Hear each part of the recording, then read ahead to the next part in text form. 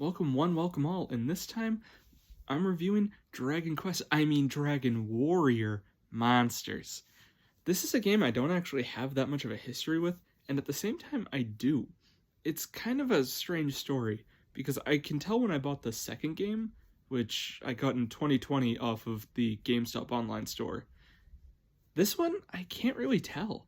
I think that I must have gotten it somewhere around 4 to 5 years ago at a retro game store that was near my house back in the previous area that I lived. But aside from that, I don't actually know. Because I looked on eBay, which I wasn't even using at the point that I had gotten the game. I looked on GameStop in my purchase history and couldn't find that anywhere. It kind of just, it's something that I feel like I've had all my life, yet never played it, and I know it's not something that I've had all my life. It genuinely, I think it just appeared out of the blue one day. I don't know what happened. I just know that I have it. It's something that I know that I had in 2019 at the very, very earliest, because I remember that I tried playing it on my Super Nintendo in my college dorm, and the audio was just that bad that I had to stop playing it. I did not like the way it sounded. I thought that it sounded horrendous and thought, yeah, I'll deal with that in the future. Well, future is now, roughly 4 years later. So I finally got it out of the way. I beat the game. It's a game that it had potential, and that's why I'm doing this review, is because it came so close to greatness, but the ways that it failed utterly destroyed the game and made it absolutely horrendous, in my opinion, which of course I'm gonna get into more specifically in different categories for it, but it's definitely a game that I have to discuss. It's a game that I need to get off my chest all of the stuff that it put me through, and I need to be able to definitively say I never need to play it ever again. Unless the remake comes out. But that's a whole different story for a whole different lifetime, potentially. So without further ado, the plot.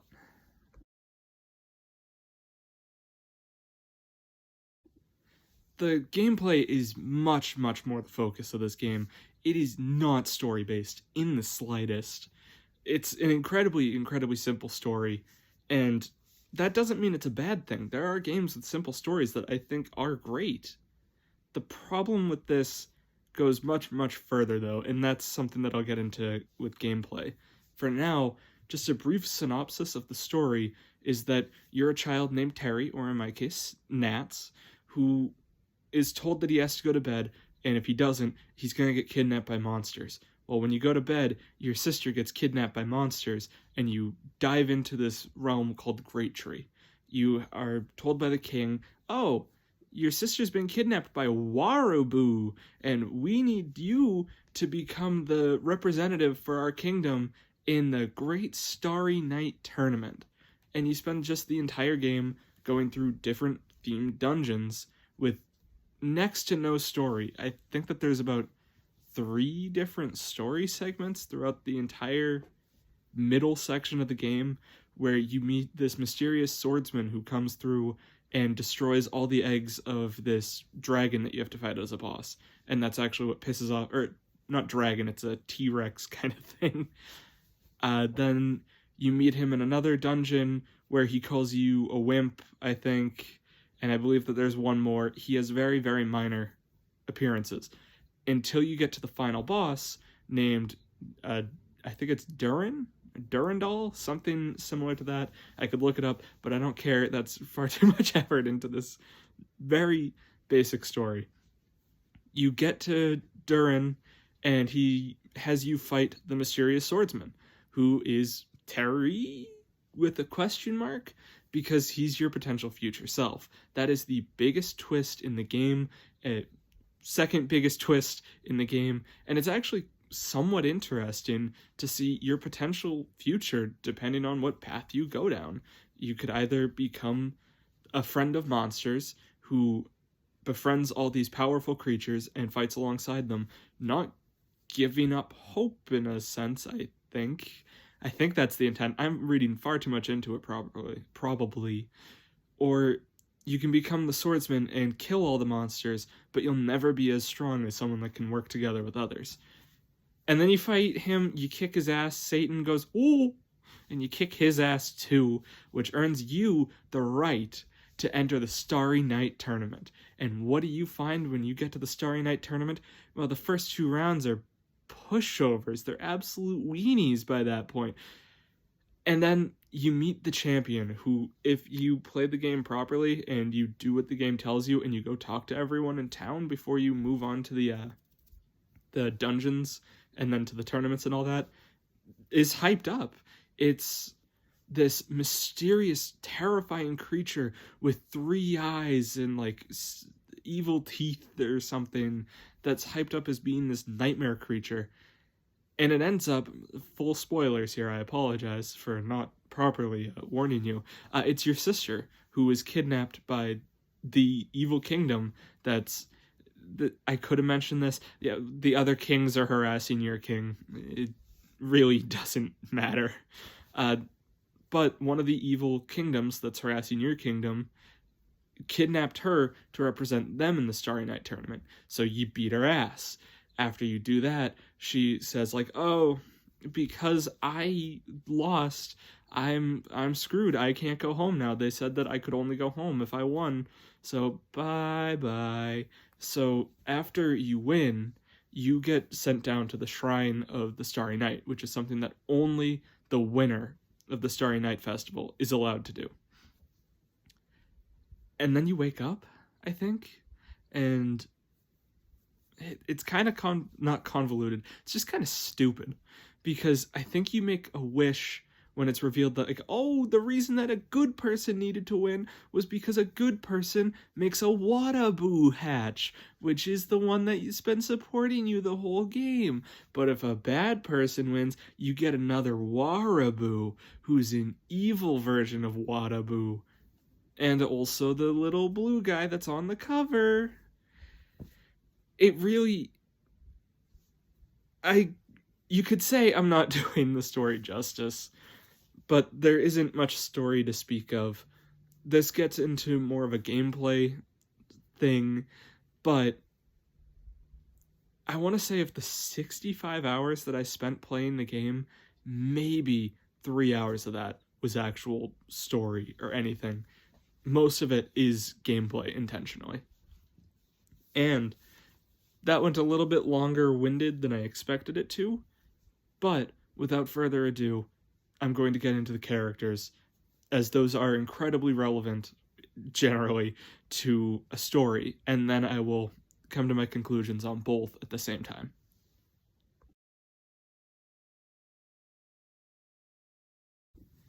There's really not anything to say about the characters. There's almost nothing to them. The king kind of has a personality, but not really. All he does is be an ass, I guess.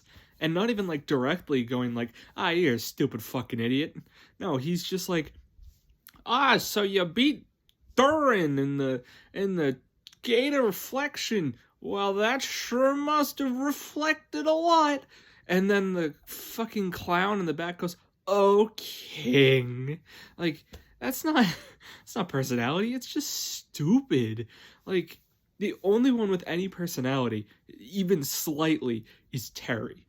And not the playable Terry, but the edgy future Terry, who is what you could become if you don't eat your milk or something. I don't know.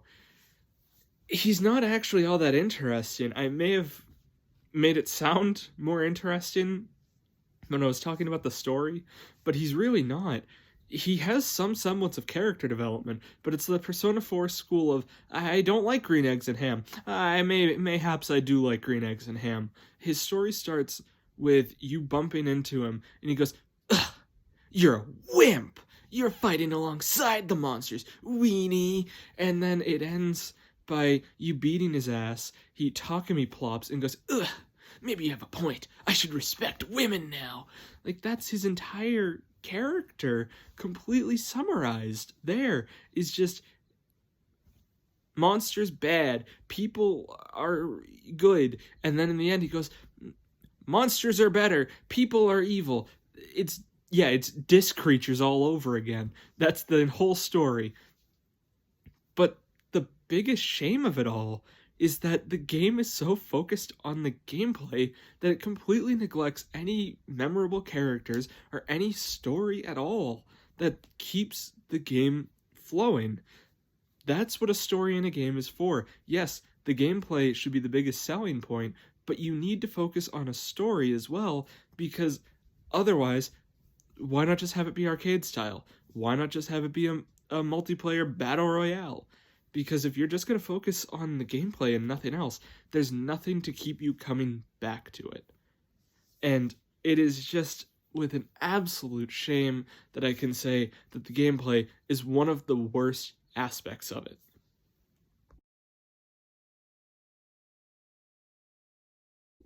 I am going to split up the gameplay into a few different segments because there actually is quite a bit to discuss with this. And some of it is going to be split into the positives that I have for the game and the negatives, and between those there will actually be even further splits. So right now, I'm mainly just going to discuss the combat system and the positives that I have for that. Because that is actually not bad. It's all the advertisements say that it's Pokemon but with some chest hair. And I'd actually say that doesn't do it justice. If anything, it's a lot closer to the gameplay that you'd see in the SMT Devil Summoner sub-series, where, yes, you are collecting monsters, just like in SMT. You are collecting monsters by befriending them, and then you can add them to your party and all that. In fact, there's even a fusion system, which I'll get into in a little bit. But to make it more similar to Devil Summoner, there's 4 different commands, or 4 different main commands. There's fight, item, I believe it's like order, or something similar to that, and then run. Fight actually goes off of something in order, because there's 3 different sort of pseudo AI priorities that you can give, which is charge, cautious, mixed, and then I think actually just a direct order. There's also technically a 5th one, but that's only in the tournament fights, and that's which is no special skill. And cautious is the one that it's kind of weird. All of them are actually really weird, because charge just means that your monster is going to go for the most damaging skill that it can. So if it detects that it's going to do a ton of damage with one move to an enemy, it will use that.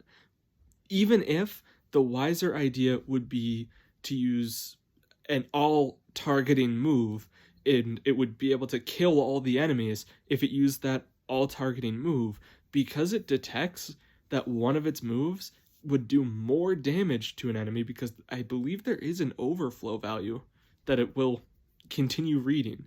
It will still go for that move to wipe out that one enemy, even if it could take them all out. It just has like really weird priorities. And sometimes it even prioritizes just using regular attacks. I think it's just, if it detects that a regular attack would be enough to take it out, it'll use that instead of a skill. It's kind of finicky. I didn't look into it too much because there's a lot that I did look up for this game, and I do highly recommend, if you are playing this game, use a guide, use some kind of assistance for any of the stuff, because none of it makes sense in the grand scheme of things. So after charge, there's mixed. Mixed does not have a mix between cautious and charge like it would imply. It actually has you using more of support skills. So it would have you using status ailments, it would have you buffing and debuffing before you go for anything else. After you finish all that, then it will go for the most damaging move like it's using charge. Cautious, on the other hand, is sort of accurate to its name. It does have your monster play more defensively. Sometimes, because it will not have your monster defend itself, it will just have it use healing moves whenever someone's health is less than 100%. Even if your monster is at 99% health, your monster will start to try to heal anything that's taken any damage. and then it'll revert to using charge AI right after that. You can order your monsters around to make sure that they're using skills, to make sure they're defending themselves, or to just make sure they're not using any skills to waste SP to just attack. But fight is still kind of weird because it will go off of whatever AI you set them to. So if you set them to charge, if you hit fight again or use an item, it will still keep going off of charge. What it won't do that I've noticed is like much of anything, actually. Like fight just has it almost repeat commands. Obviously with charge you don't have much say in what goes on, but if you set something to directly attack, it will just continue to do that. It's more of just a okay, go. It does not have the not really nuances of the personalities in Devil Summoner. I don't really know how to describe that as much more than a gimmick, just like this. This is really just a gimmick for the battle system, which is why it sucks. Because what I just discussed was the battle system for exploration, for the overworld, that kind of stuff. The tournament fights are very different. In the tournament fights, not only can you not use items of any kind, which is understandable, you gotta play by some rules, but you also can't directly order your monsters to do anything. You lose that order command, and instead of being able to actually directly choose, you can still choose what personality they go with, but you can then also tell them not to use special skills, which is useful because there are times when in like the middle of the game when you don't have enough MP to really justify going all out. Late game, it's kind of just a waste of space because you have so much MP that you can just blast things to hell. And then also to go with it, there is a weakness and resistance system, but it is complete nonsense. Like, monsters don't have specific types, but they'll be resistant to random things. Like, the grizzly bear is apparently it nullifies rocks. Like, don't know how that works. It somehow figured out how to do that. Maybe it's a reference to all the passages that are like, oh, you can't shoot a bear to death, it just gets fucking angrier. That might be the case, but I don't particularly know too much. A lot of the resistances are just complete bullshit. Like, any of the metal enemies, or at least the metal slime enemies, are so annoying because you can only use a physical attack. Sure, that's fine if you set your things to no special attacks in the tournaments. But what about the other guys? What about the other guys that are probably going to be doing even more damage than the metal slime? The metal slime is just going to be an annoyance. Yes, it will be there. Yes, you want to get rid of it, but you'll have to take care of all the other enemies first. It's really something that I understand where they were coming from with forcing you to use the AI for the tournament fights, but I don't think that makes sense too much. I see where they were coming from to be like, oh, this is the strength of your monsters, but shouldn't it be a test of me? Like, me as a tamer, how good I am with these monsters? Apparently not. It's just, I'd love to like it more. I did just realize that I forgot to talk about the most simple part of this battle system.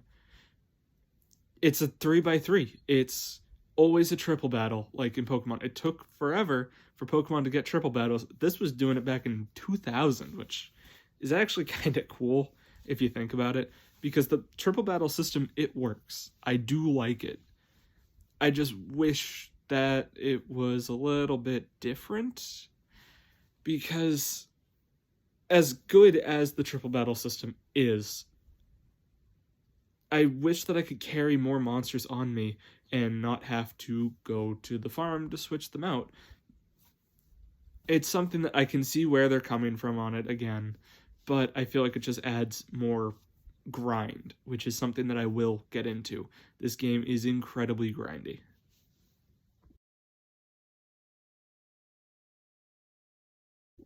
Now, uh, now it's with a heavy heart. I have to stop being nice to the game.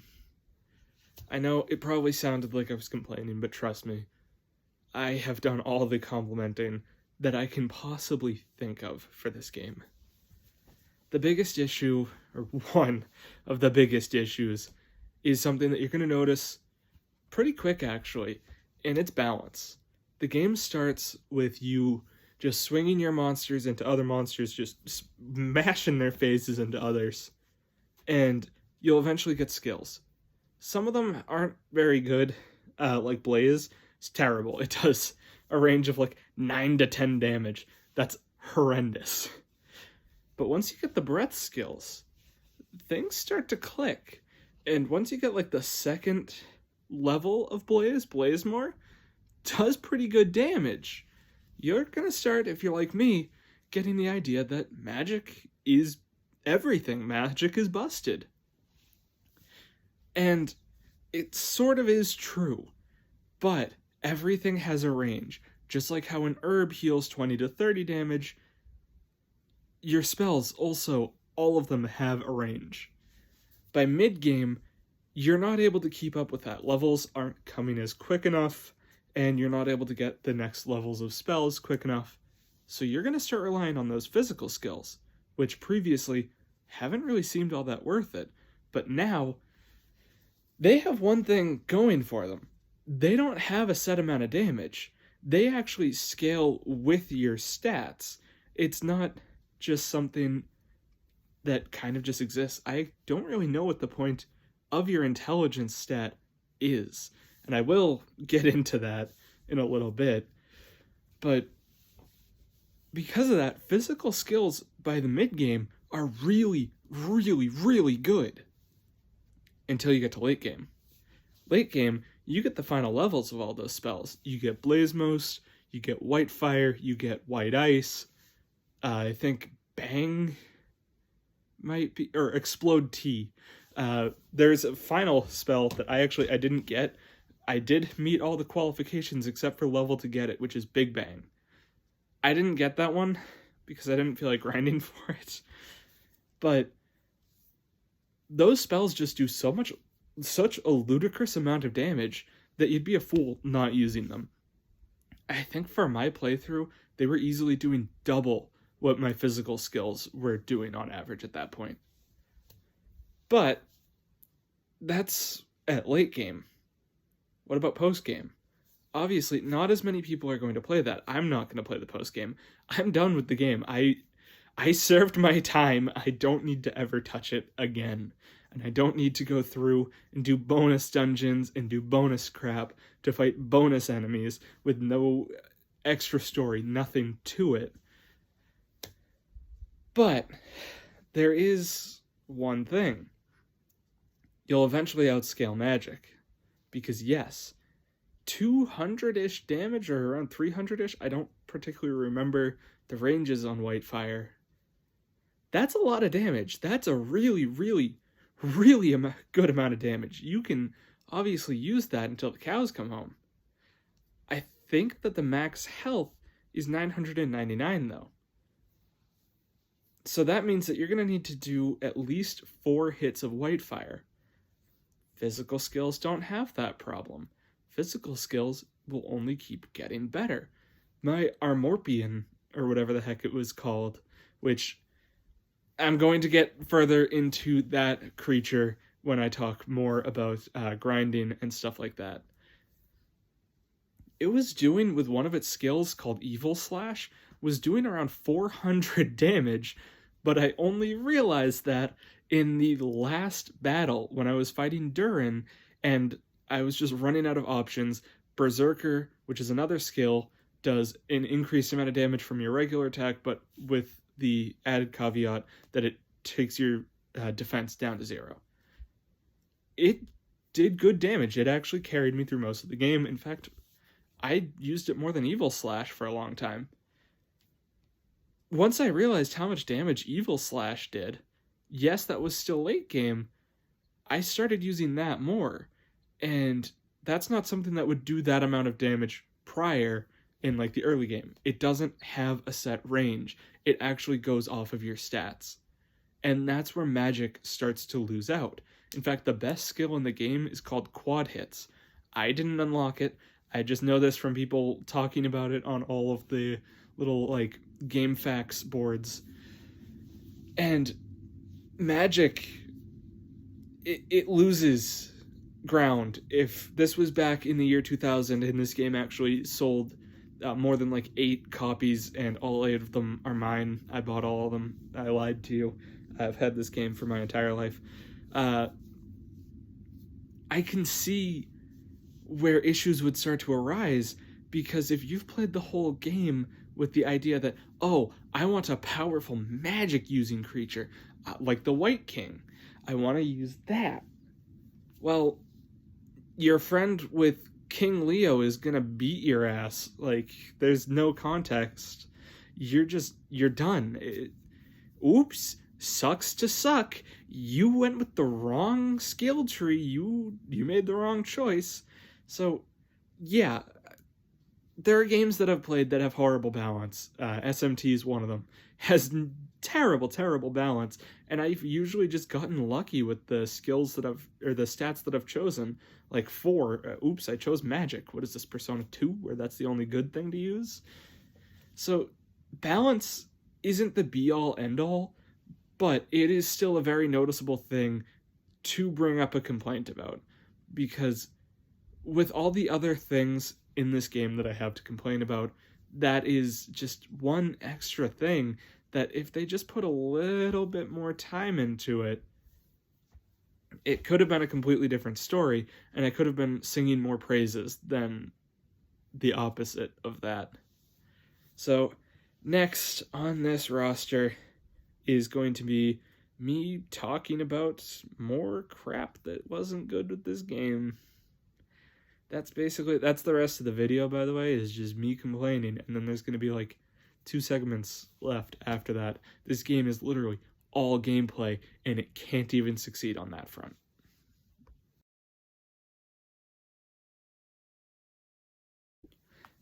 So this game, it's kind of like going to a middle school dance. The amount of grinding is just disgusting. It's unfucking bearable.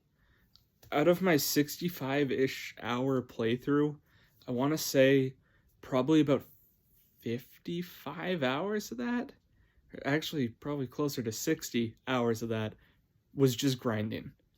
And you can say I'm not being generous with saying that grinding is that much, because a lot of that grind was exploration.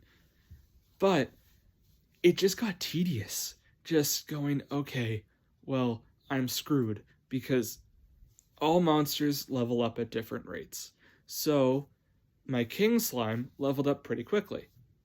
But I used an Armorpion and a White King. You can say I just chose the wrong things, and that's my fault, because I chose to use things that took longer to level up than most normal creatures. Or monsters, I apologize. This is not disc creatures. And yeah, there is a little bit of that.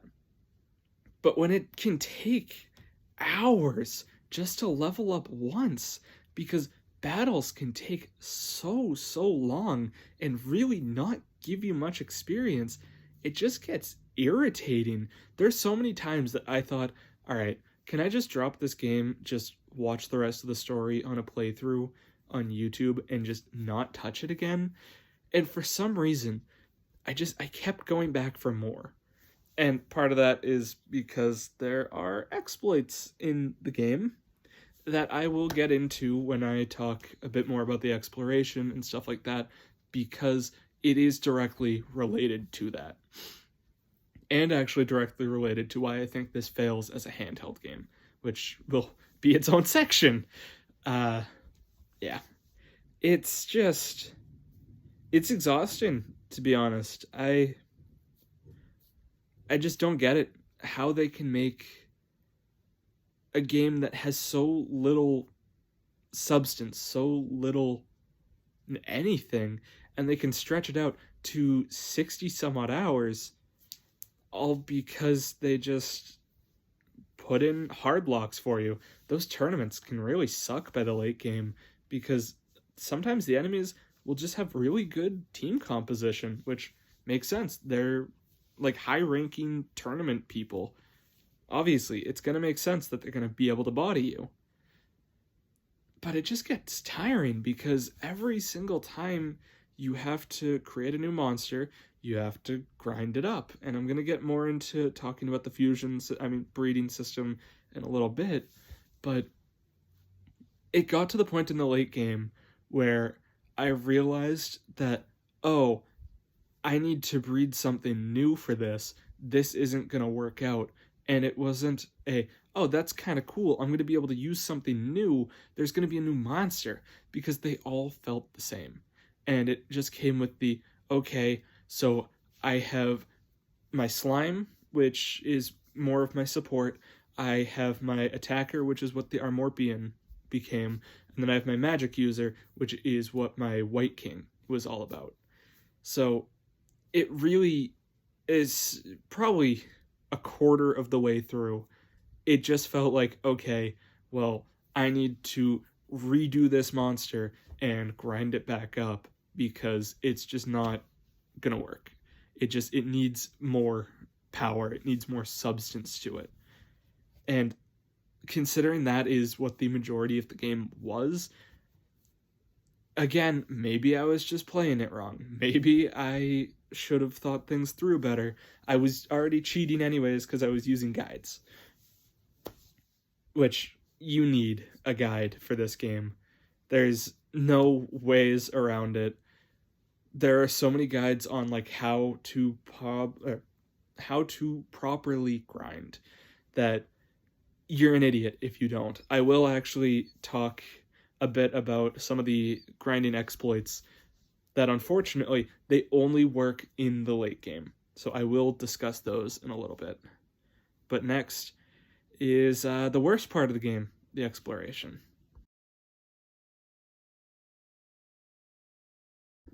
So you know what's funny about exploration? I have to split it up into more categories. So it's not even just gameplay battle, gameplay balance, gameplay grinding, gameplay exploration, gameplay the next one. It's going to be like exploration 1, exploration 2, exploration, etc. Because there is a lot to talk about. It is genuinely, that is the biggest section of the game, is the exploration and how it affects the gameplay. It's just a very basic mystery dungeon style grid, random floors. They're not randomized, but there's different possible floors that are shuffled through, and you get to go through them. Part of where the biggest exploit comes through is that it's not determined what floor you're going on until you actually get into that warp. So if somehow, some way, you were able to, acquire a bookmark, which is an item in the game, and save right in front of a warp point, you'd be able to change what the outcome of the next floor is. So there is going to be a segment about that and the exploits that come with it. But this is just talking about the general exploration of a floor. And that's part of where the game falls apart with exploration, is because 90% of this game is all damage tiles. You will spawn into rooms where you have nothing but damage tiles, except for maybe 3 tiles on the floor, where you can spawn in on, possibly, and then have to trudge through, taking... Honestly, it's not a crazy amount of damage, it's an annoying amount of damage, because your MP regenerates as you walk, but it doesn't regenerate quick enough to really justify being able to take that damage. So you need to use Step Guard, which is a skill that makes it so that you don't take damage from damage tiles. How did I figure this one out? I just accidentally came across Step Guard, and I was going to delete it until I realized, oh, this could be kind of useful. Now I have a little bit more freedom. I did not know that it was going to be completely mandatory to beat the game. It absolutely is. And since magic, or map magic, not magic map, is a very similar related skill, by the end of the game, when it was something that realistically I would pass up in most mystery dungeon games, because I find the fun of them to be finding the end when these floors get so expansive that if I'm not using it, I can possibly be stuck on a floor for an hour. And there's the last dungeon is the Tower of Reflection, and that's, I believe, 28 floors. That is a long, long time to be stuck in a dungeon, especially because you can't guarantee when you're going to be getting a break from the dungeon exploration, which is horrible for a handheld game. So I highly recommend, if you do for some reason have to play this game, just don't even try playing it without step guard and map magic, because all you're doing is making things worse for yourself. Because yes, you do, as you walk, regenerate, like, I think it's every 5 or 10 steps, you get 1 point of MP back. That's not enough. That's really not nearly enough. If they were going to keep this system where it's oops, all damage tiles, you'd basically need to regenerate MP 1 every 1 step, is the only way that it could actually keep up with the sheer amount of damage tiles if you don't have step guard. So it's dumb, it's lame, it's ugh. I really don't get it. And honestly, another part that sucks is the encounter rate, because this actually connects to grinding. Because the encounter rate can be super, super low. It can take like 30 seconds to a minute to get into another fight, which can actually be incredibly useful when you're just trying to explore, trying to crush through a dungeon. You're using map magic, so you know where you have to go most of the time, because sometimes the visible part of the map is not big enough to see where the warp point is. But that's a separate issue altogether. So you can get through a decent chunk of the dungeon without getting into another encounter. Great, but I'm grinding, so now I have to wait super long between each encounter. And that's because, unlike Pokemon, where there are dungeons where you always have an encounter rate, that is true. But for the majority of the game, the majority of the exploration, that is not the case. It usually has tall grass and stuff like that. That is significantly better, in my opinion. Just some more safe areas where you explore. It's just, yeah. To go with this, I do actually need to talk about items and exploration. But since this segment has already started getting a bit long, I am going to split that into its own separate tangent.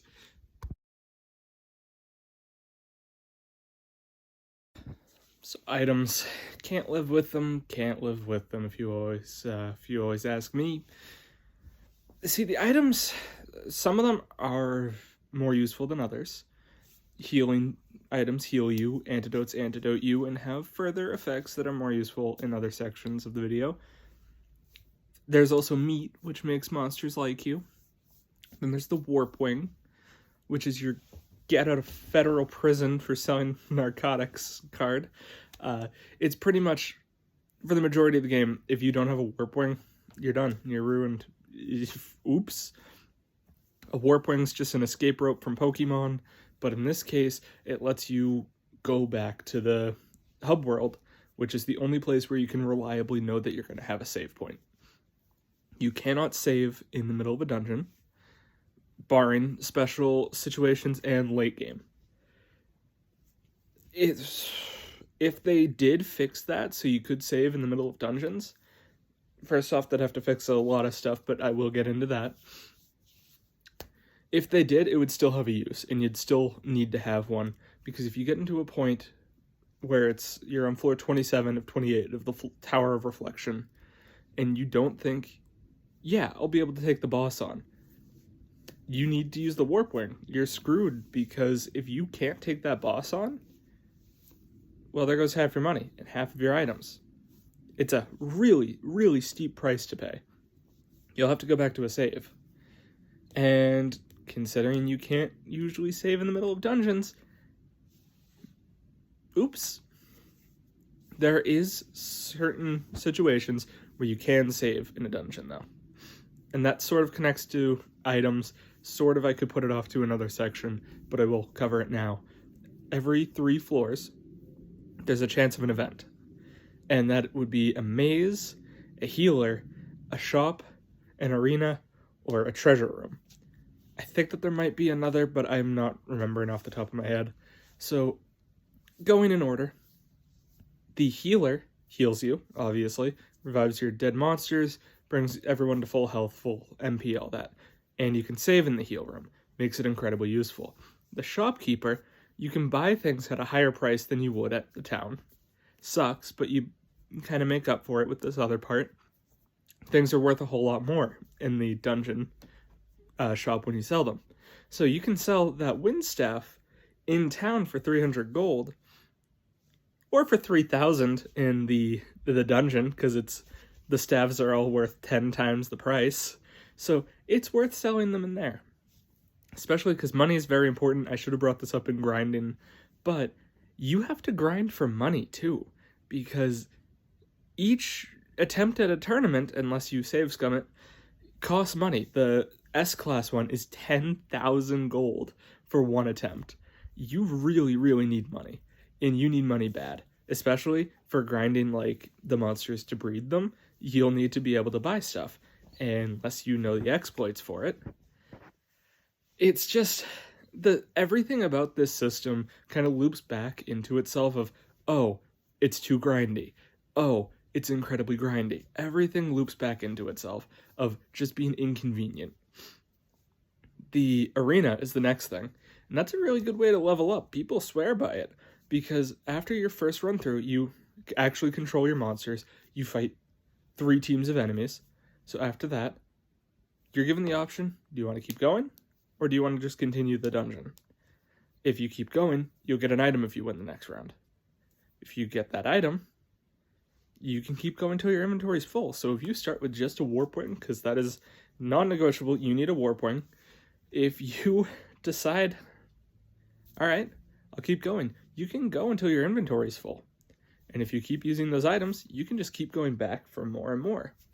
Which is why a lot of people swear by that as the best grinding method in this game. I disagree. Because there is one more. And that is actually the treasure chest room. It may seem like a curse at first that you'll start running into mimics. Because they are actually very strong enemies. They have a good amount of health. They do a good amount of damage. And they have access to an insta-kill spell. It can fuck you up. But you can save in the shopkeep, you can save in the arena, and you can save in the chest rooms. And that's very important, because you can save scum and beat the hell out of mimics, which give really good experience. To a party of 3, they give around 2,000 experience. To a party of 2, they give 3,000 experience, and to a party of 1, they give 6,000 experience. So that is a very quick way to grind, especially in late game. Because after you beat Durin, you can buy an item at a second little shop called the Bookmark, which lets you save anywhere in any dungeon. It's a consumable item, and I understand why they went about it the way they did, because there are ways to make limited saves good. I just disagree with the way that they implemented it. But they also shot themselves in the foot, because if they let you save anywhere, they'd have to fundamentally redesign the game. If they keep the bookmarks the way that they do, they fundamentally broke the game. Because there's actually an exploit that I used when I was trying to just fight in arenas to grind. You get a lot more experience from fighting a couple of mimics. And it's a whole lot quicker. Especially by the point that I was in the game for grinding. I could take them out in the first turn, not even get a single hit from them. It was really convenient. It turned my grinding from what probably would have taken me another 10 to 15 hours and turned it on to like 1 hour. It's a very, very quick process once you start using that, once you get the bookmarks. Unfortunately, that's also like the biggest reason, if you ask me, that it fails as a handheld game. I know this could be another segment, but I will throw it in here because it's about items. It's sad, really, because if they didn't have the flaws, this game would be even worse. But because of these flaws, it's held back. It's just this Ouroboros. It's just destroying itself with its own idiocy. And its own idiocy is the only thing saving itself because of its own idiocy.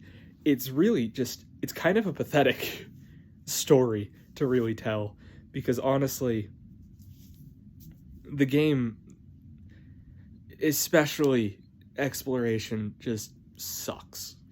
And all of its stuff to make exploration slightly better didn't need to be there if they just made the fundamentals a little bit better. Also, since I talked about events, I do want to talk about the Wandering Masters.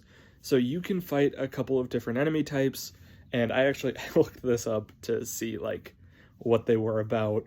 There's just the random fighter looking dude, and if you beat them, you get 2 items. One of them's a warp wing, best item in the game, and you get just a random other item. Like, I would occasionally get books, which are worth a good amount of money.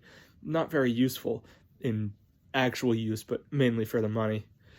Then there's, the game calls it a bard, and if you beat them, it raises a random stat of your monster by 20. It's good. I'm not going to say like, oh, that's bad. That's genuinely very, very helpful. But the way to get them is so stupid. You have to to find them, it's a chance after you go onto a floor if the previous one you were on had 1 to 2 rooms on it. Not hallways. Hallways don't count as rooms. It's stupid. It's just such a rare chance that, yeah, it's worth it, but not really to try to find it. It's like, oh, you found it. Good job. Like, it's that kind of thing. The most useful one, if you ask me, is probably the healer. You beat his ass, he heals you. Awesome. You don't get the healer room, so you don't get to save, but you got healed. It's useful. Then there's also the wizard or the sage, whatever you want to call him. If you beat him, I think he's usually the strongest of them all. He usually has like the highest ranked monsters from what I've seen, but he'll send you either 20 floors down further from where you are, or to the final floor, whichever one comes first. Obviously, it's not going to like boot loop or overflow and send you to the fucking Shadow Realm, as funny as that would be. But it's just, I mean, it's important to talk about. They're good to be there. They add to the game. They make it feel a bit more interesting, but at the same point, they don't really add much of anything to the game. Honestly, the event rooms add more to the game, and those are kind of stupid at times. So yeah, this is the best way to really talk about items and that kind of shit. It's stupid. Just the game doesn't handle it very well, and you need to have them.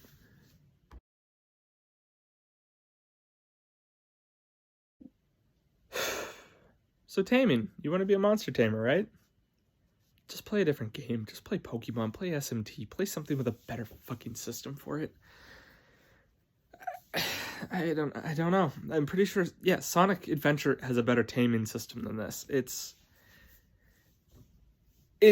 I am not qualified. I do not have a doctorate in Dragon Warrior Monsters shit to really explain how fucking stupid it is. There's plenty of guides on GameFAQs to tell you exactly how it works, and I'm not going to try to take away from those guides. I followed one, but like the general gist of the complaints is that it makes sense that there would be a reason why later game monsters are harder to tame.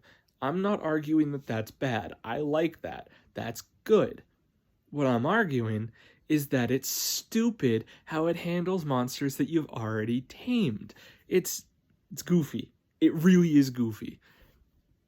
If you tamed like a level 1 monster, or a wildness 1 is the hidden stat of these monsters, you throw beef jerky at it, it'll fall in love with you. It'll join you the first time you see it. The second time, well, you need like 400 points or it won't join you. A beef jerky is 10 points. That would be 40 beef jerkies if I did my math right there. It's just stupid how over the top against you it is. And all the items have different values. So like beef jerky is worth 10 points of friendship, pork chops 30, ribs 100, sirloins like 300. But there's a little exploit that I'm going to let you in on. So there's this skill, I had it on my monster coincidentally, called Poison Air. It inflicts poison. And you can use an antidote on the enemy, and that's worth 100 points. It's pretty quick to just do that, because you can't buy ribs and sirloins until the end of the game. You can always buy antidotes, and they're really cheap. Like, they are dirt cheap. And since a lot of the monsters that I was trying to grind for, I'd need to get up to 800 points for, I think that the max chance that you can have is 90% chance that they'll join. So I was getting them to like 85% chance to join, and I was getting them almost every time like that. So I highly recommend just Antidote Poison Air if you're going to have to tame. I hope that this system is different in the future games, because this system is just goofy. Again, with everything, with learning moves, with breeding, with taming, every single, I forgot the third one, every single thing you need a guide for, you need to look into. I get that they probably sold a strategy guide along with it, and they wanted to ensure that you do that, but it's just stupid. It is so against you, it holds so much knowledge away from you, and then punishes you for not having this knowledge. Oh, okay, I guess I just didn't know that this fucking level Wildness 2 slime needed like 8 sirloins, or else he wasn't gonna join me the second time. Oh, it's annoying. It really is. And it goes through so much of this game that I can't stand it. It honestly, thinking about some of the stuff from this game, occasionally I'll think and be like, Monster Warriors Monsters, Monster Warrior Monsters, Dragon Warrior Monsters, I think I'm too rough on that game. And then I remember the other 60 some odd hours of the game, and not the like 3 that something actually interesting happened. And it's upsetting. It really is, because it sounds like this game is just an irredeemable, steeping piece of garbage, and it is, but it didn't have to be if they just didn't do this. There were ways to do this that weren't this, and, well, they didn't. I'm sure the sequels are better, and I'm going to play them because I have them all, but I also really just can't justify how bad it is and how against you the entire game is. It's brutal. And the worst part is, I'm not even done. I'm not even done talking about the gameplay.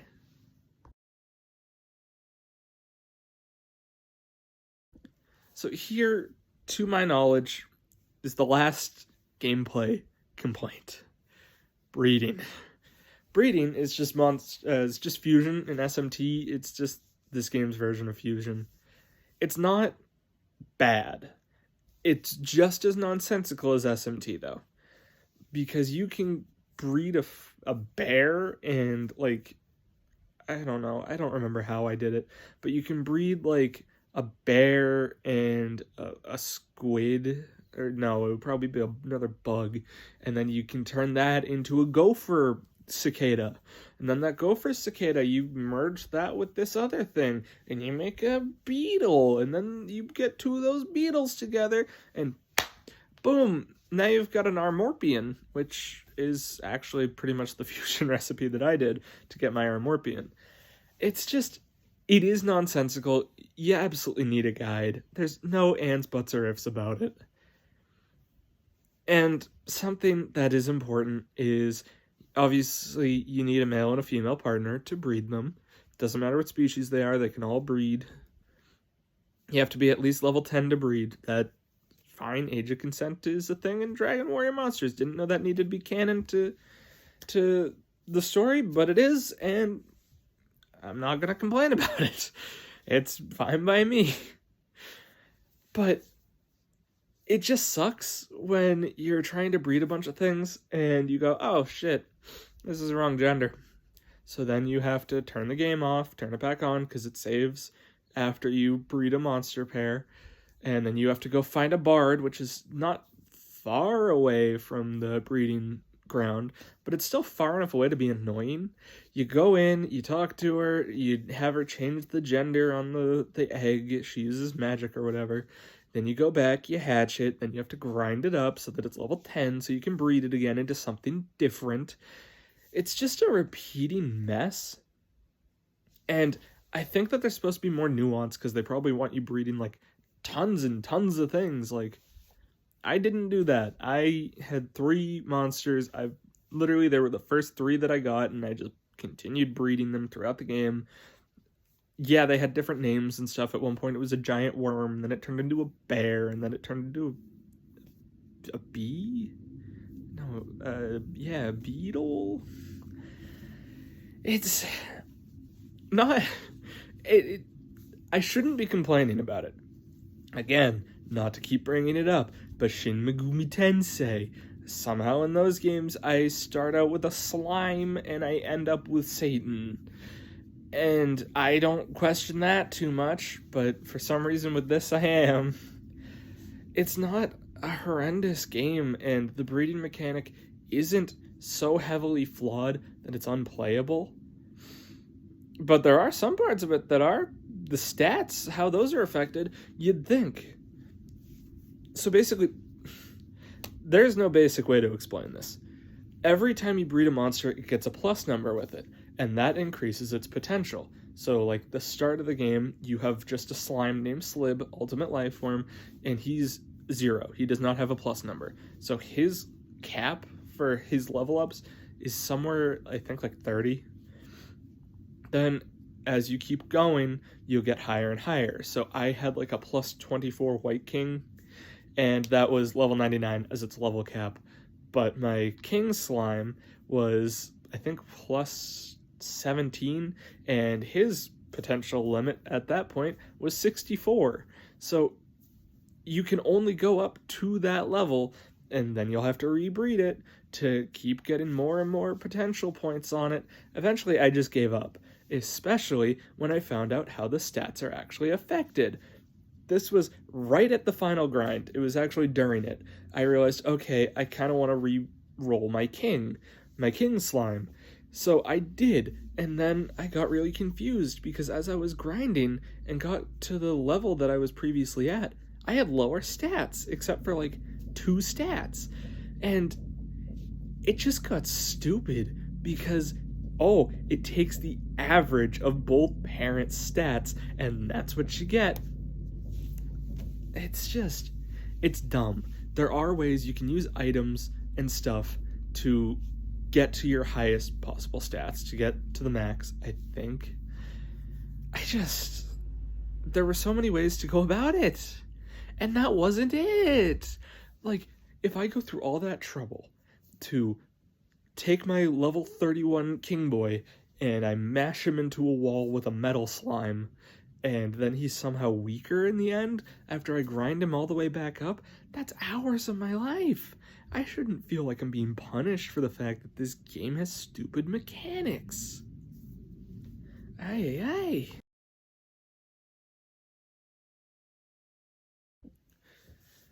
The music of this game is bad.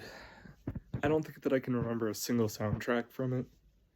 Any music, any sound bits of any kind of the sound design when I'm outside of the game. Maybe the main menu theme where it has just the Dragon Quest theme. And that's fine. It's just listening to the music when I am listening to it, it actually reminds me a lot of Evo for the PC 98, which actually never came out in the US. It's interesting because they do share a composer, Koichi Sugiyama, which is probably why they sound so familiar, which is hysterical that all of his work sounds the same, if you ask me. But the music it does not shine. It's not as bad as I remembered it being, but it's not good in the slightest. It's, again, the best theme is easily the start, or the main menu theme, and it's just, it gets old. You only listen to it during the main menu, I know, but aside from that, there's not any good music, any memorable music. And I'm not going to say, like, oh yeah, I'll listen to this version of the Dragon Quest Overture when I could listen to the one from Dragon Quest XI, which is better. It's just, I get that it was crushed into a Game Boy, and if they just waited a few years, put it on the GBA, it might have been a better game and all that. But, I don't know. The music just isn't worth talking about, really.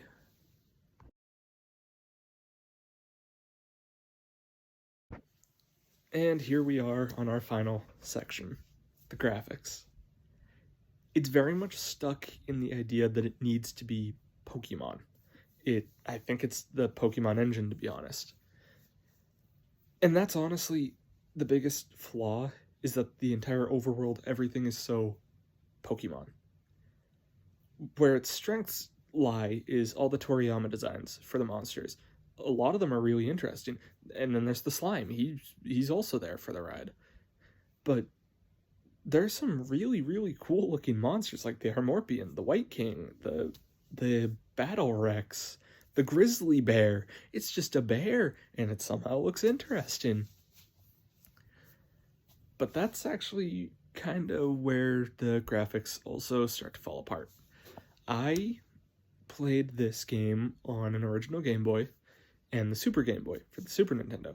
Neither of those have color. So I got jump scared when I moved over to my GBA to play it for a little while, because it has color in that. And the color isn't very good. The color actually takes away from a lot of the stuff. Like the Grizzly Bear. I get why they called it a Grizzly Bear. Grizzly bears are easily the best bear, hands down, a favorite bear. But grizzly bears aren't black, they're brown. And in the Super Game Boy version, where it's just yellow looking, that's brown enough for me. It looks like it would just be a grizzly bear. Honestly, a whole lot of the colors are just terrible, like even in the overworld, or the dungeons. Like, there's apparently some levels that are surrounded by water, and it just looks horrible when it's in color. Like, nothing looks better when color was added to it. And I don't understand how it can be that bad. Like, it shouldn't be. It's just color. It doesn't change how the designs actually look. But to me, filling in the blanks, kind of like how my parents did with black and white TV, it just, the stuff that you thought you were looking at looked completely different because you were able to fill in those blanks of what the color would or should look like according to your own view on the world. And it's just one of those cases where I had a revelation. And I didn't think that I would have a revelation playing Dragon Warrior Monster, that maybe my parents weren't high as a kite when they said, oh yeah, the color TV was not as much of an upgrade as everyone thought it would be, and you already saw the black and white in color anyways. Like, I thought that they were crazy when they said that, but no. I was the crazy one, because it took Dragon Warrior Monster to teach me that. But yeah, it's just like, in total, it's just not badly, it doesn't look horrible. It looks good for a Game Boy game. But that's as far as that compliment can go. It looks good for a Game Boy game. It's a Game Boy.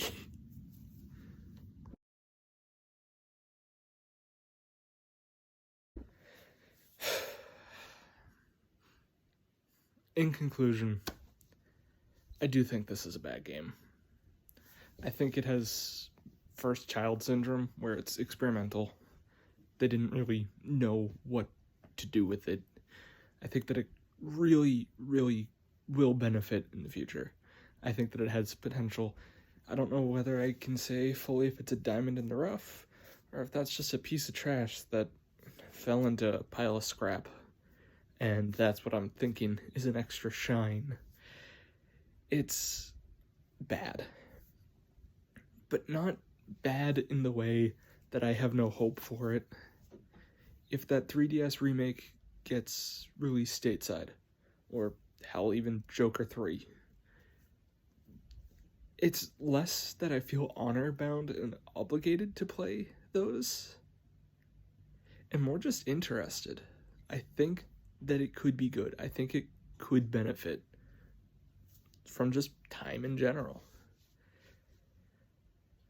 It has so many flaws that just hold it back from being anything that I can call this entry passable. You can even call it decent. I think that the only way that I can properly really justify this is actually with my scores that I gave it, which is, for the plot, I give it a 2. It needs improvement. For the characters, I give it a 1. It just does not even come close to expectations. Honestly, I could justify giving it a 0 that it just shat at the starting gate, because it just doesn't fucking have them.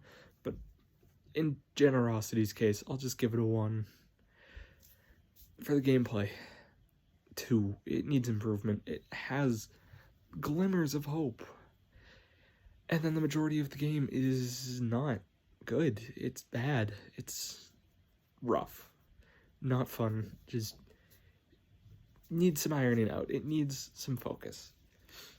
For the music, I give it a 1. It just, again, it has music. It has effort. It's not so bad that I played with the audio off. I listened to the music and the sounds while I played. Because that's a big thing, is sound effects. Sound design in general is a difficult thing. Half-Life masters it, if you ask me. This doesn't. This just fails. It's sad. It just does not meet expectations. And then the graphics, again, for a Game Boy, doesn't look bad. It does have one thing that I forgot to mention, and it took Pokemon, I guess until Yellow, but also until Soul Silver. It has the individual monsters following you. All of them have unique sprites when they're following you. It's actually really cool to see. I genuinely like that. That's one of the highlights of the game for me. Yeah, unfortunately, you add all those up, 2, 1, 2, 1, 3, with settings, or graphics even, meeting expectations, that's 9 out of 20.